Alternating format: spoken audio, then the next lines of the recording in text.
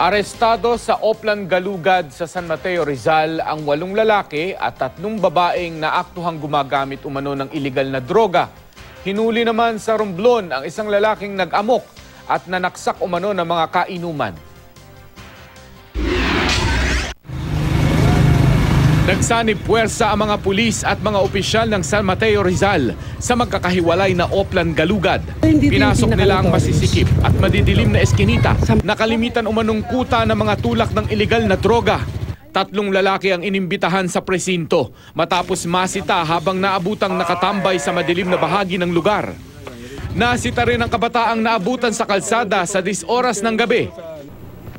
Sa barangay Banaba naman, 8 lalaki at 3 babae ang inaresto.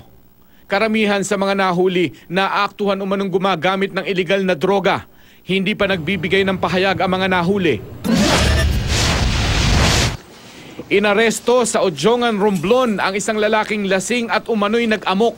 Alitan daw sa videoke sa isang birthday party ang pinagmula ng gulo.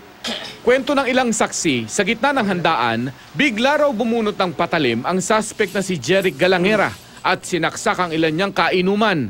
Nagtamo ng sugat ang 2 biktima. Tinangkapang tumakas ni Galangera matapos bugbugin ng mga nakainuman pero nahuli siya.